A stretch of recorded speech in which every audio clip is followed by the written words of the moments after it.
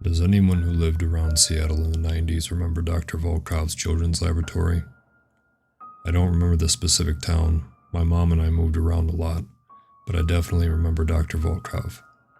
And I remember hearing his commercials on the radio. I remember he said he'd give whatever families would let him borrow their kids something like $100,000, which honestly sounds super suspicious. But hey, my mom was a single parent who just needed some cash. I was 8, I think, when she first signed me up, and one of the most vivid memories I have from this was walking into the lab for the first time. It actually looked pretty fun. It was like a giant playground with slides and swings and anything else a dirty little kid would want to get their hands on.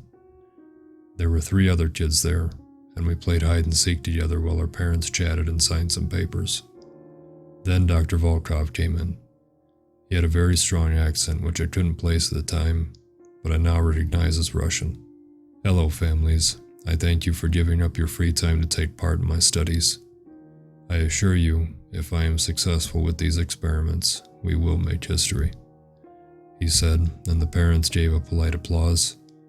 Us kids caught on too, and gave our cheers, which were not as quiet. Once the parents leave, I will take the children and start my studies. They should be returned to you within the next year, give or take, he said, and the parents murmured to each other. Once again, thank you for your sacrifices. I will see the parents off now. Farewell. Children, say goodbye to Mommy and Daddy. Dr. Volkov said. We all waved goodbye except for one girl, who ran up to her dad and hugged him. I wish I had done that too now. After the parents left, Dr. Volkov turned to us. Hello, little ones. I am so excited to work with you. Now follow me. We followed him into the lab, which was decidedly less fun than the front of his lab. It was all white, with 5 rooms with big metal doors decorating the sides of the hallway, one for each kid. There was some strange equipment that I don't know the names of. There were 4 kids, 3 boys including me, and 1 girl. We introduced ourselves. There was Michael, which is me, and Dalton. We were both 8. Then there was Cassandra, who was 9, and the oldest, Andrew, was 10. Dr. Volkov explained that we'd still have time to play together, an hour a day, but most of our time would be spent working on our experiment. Dalton raised his hand. What was the experiment? Dr. Volkov smiled. It looked almost fake. Who here has ever wanted to have superpowers? All 4 of us went ballistic. We all wanted to be heroes. What if I told you this is made possible with us? That's right. Over the course of a year, I will make you 4 into a group of superhumans, each with your own special power. All of us clapped. This sounded amazing. And with that, we were sent to our rooms. The interior of mine was strange. No toys or posters, or race car beds like the one I had at home. There were a lot of lights though, but a lot of them weren't on for some reason. I was tired, so I laid down in my little bed, decorated with lightning bolts, and went to sleep. The next day, Dr. Volkov taught us more about the experiment. He was going to condition us all to have superpowers, and then make a sort of super team to fight bad guys. We all had different superpowers. I was going to get the power to manipulate energy, which made my room make a lot more sense. Dalton would be able to talk to the dead, Cassandra would be immortal, and Andrew was going to gain the strength of a gorilla, which we all thought was hilarious when we first heard it. Our training was to begin immediately, and they sent us all away to separate rooms. I was sat in a large chair where one of Dr. Volkov's assistants, named Katya, sat with me. Hello, Michael. How are you? We're going to make you into a superboy. Isn't that exciting? Now this may hurt a little bit. Without warning, she pulled a lever, and the chair I was sitting on suddenly lit up. I had been shocked by an electric chair and began to cry. Do not worry, little boy. It will not kill you, but it will make you strong. Don't you want electricity powers? I thought about it, and even though it hurt, electricity powers started to sound really cool. I nodded, and she shocked me again. I cried. And that was my life for the next while, getting shocked, crying, and getting shocked again, until one day, maybe 2 or so months later, when they tried something different. "Here, hold this, Michael," Katya said, handing me a metal rod. "This will hopefully conduct enough electricity to go through you and power that light bulb. Put your hand on the light bulb, Michael." I obliged. "Now, ready? 3, 2, 1. She then shocked the rod, which sent electricity through me and into the light bulb. It hurt, but not as much as it should have. Katya smiled and called Dr. Volkov into my laboratory. He was elated. "It worked, child. See, all the days of training you to be resistant to electricity worked. Now we can continue our experiment. You earned your free time for the day. Go play." It wasn't until then, when I went to play with the other kids, I noticed the changes. We all looked weirder, less normal. Dalton kept on whispering to nobody and wouldn't really talk to us. Andrew looked weirdly buff and kept climbing on things. And Cassandra honestly looked kind of scary. She looked all stitched together like a rag doll. As Dalton stood by himself, Cassandra and Andrew and I sat and talked. "I don't like these experiments. It's scary," Andrew said. "They keep on giving me shots, and then I have to lift weights. It hurts my arms." I later learned that the shots they were giving him were injecting him with gorilla DNA, which is terrifying to me. I'm scared too. They keep on hurting me. Every time a part of me dies, they stitch on a new one. See? Cassandra lifted her shirt, revealing parts of her stomach that had been stitched back on. "They say that if we do it enough times, I'll be immortal. Did you see what they're doing to Dalton? My room is next to his. I hear it all the time. They make him sit with dead bodies, and then he'll talk to them. It scares him a lot," Andrew said. I looked over to Dalton. He had big circles around his eyes and looked pale and gaunt. I wondered if he had secretly been replaced by one of the dead bodies. That night, something weird happened. I was awoken by a bunch of red flashing lights and alarms. Something was wrong in the lab. Katya came and carried me out of bed, and I saw other workers carrying the other kids out of bed too. Everyone except Dalton. We heard a bunch of screaming from another room as the three of us were ushered into our playroom. I held Cassandra's hand, and Andrew stood in front of us trying to protect us. "I have to join them.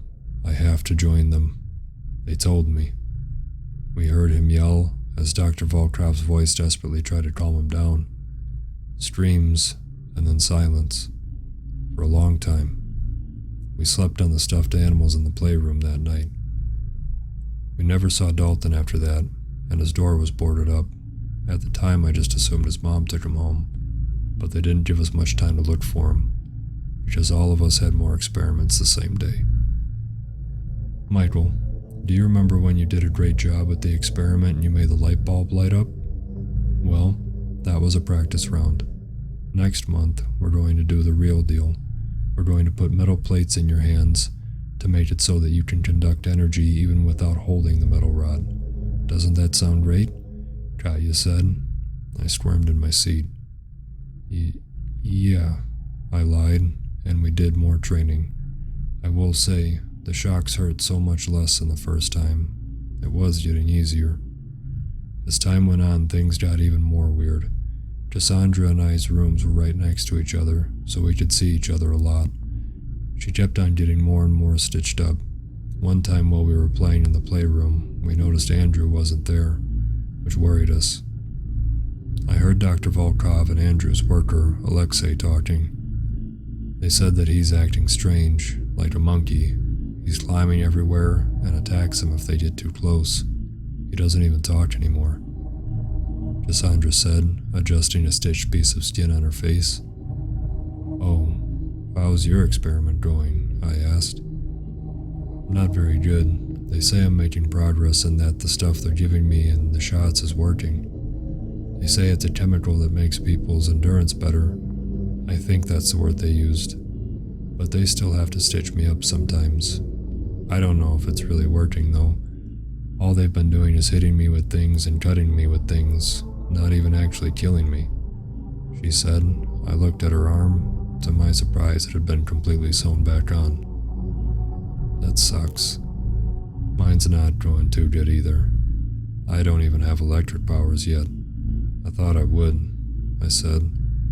This place is getting boring. I'm sick of the playroom. Let's go exploring, Cassandra said, pulling me up from my seat as a stitch fell loose on her arm. I tried to resist, but she was strong. She dragged me through the halls, which were empty. I guess workers were on their breaks. It was like a maze in there. When we went past the children's ward, aka our ward, we saw a bunch of medical stuff that looked weird. It was fancy and official. There was a door at the end of the hallway, which Cassandra pulled me into. Inside we found a bunch of documents. We picked them up and started reading them. The Volkov experiment, she read out loud, conducted to test the limits of the human body and mind, mentally and physically.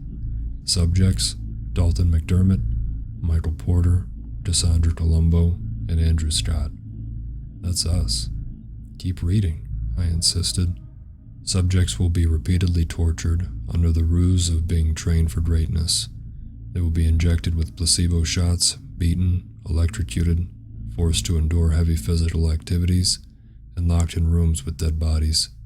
This experiment will test the theory formed by Dr. Dmitry Volkov that if children are subjected to torture while under the assumption the result will be positive, along with being given positive reinforcement from mentors, they will experience less or different traumatic responses to said torture. We looked at each other. So you mean we're not superheroes? I asked. Tears formed in Cassandra's eyes, and we heard footsteps somewhere in the hallway. We'd better get going, she said, grabbing my hand as more stitches fell loose in her arm. We raced down the hall and back into the playroom just as Katya walked in. Bedtime, children, she said, and she took us to our rooms where she tucked me into bed. I didn't sleep that night at all. The next day is when all hell broke loose. During free time, Cassandra and I decided to check on Andrew, who hadn't left his room in days. Andrew? Hello, we said, opening the unlocked door. What I saw in there will haunt me for the rest of my life. He was going, no pun intended, apeshit, climbing on the walls of his room. His eyes were glazed like he had no idea what was going on. He wasn't even talking, just grunting and screaming. We ran to get an attendant. Katya, Andrew's going crazy. The gorilla DNA you put in him was working, I said, and Katya ran to hide us in the playroom. Andrew had escaped his room. Cassandra and I pressed our ears to the door, trying to listen in. Subject 4 is reacting poorly to the gorilla DNA, Dr. Volkov, Katya reported, as they tried to track him down. No, impossible, Dr. Volkov said. We didn't give him any gorilla DNA. It was a placebo, he said. And even though at that age I didn't know what a placebo was, Cassandra and I still looked at each other in shock. That's fascinating. Let me write this down, we heard him say. No, Dr. Volkov, there's no time. There is a breach in his room. He is somewhere in the building, Katya said, panicked. No, let me... Dr. Volkov, subjects 2 and 3 are in danger, and so are we. There's no time. It won't Dr. Volkov. Suddenly we heard screaming and running and chaos. I guess Andrew had found them. When everything was quiet, Cassandra carefully opened the door to the playroom. Dr. Volkov and Katya, or at least what remained of them, were lying on the floor in a mess of blood. Andrew was in the corner hyperventilating. He turned around and rushed towards us. Cassandra screamed, but he stopped in front of us. Andrew? I said shakily, not even expecting him to say anything. Go. You're free, he hissed, and Cassandra and I stood there in shock. Are you stupid? Coming. Go before they get you, he said, and only then did we notice the men in the biohazard suits running towards us. Cassandra and I ran and ran until we found the exit into the playground at the front of the building. We heard gunshots behind us and Andrew's screams. But we didn't care. All we could do was run out the door, out of the hellhole we had been in for months. We waited outside the door for a while, waiting for Andrew to come out after us, but he never did. That was the last I ever saw of the Volkov experiment. No documents were ever published, no police reports, nothing. Cassandra and I went our separate ways, back to our families, and soon Mom and I moved towns. Sometimes I wonder if I dreamt the whole thing, but last week at the coffee shop I saw a girl with strange stitches up and down her body, and as she left with her drink, we made eye contact, and I knew she recognized me too.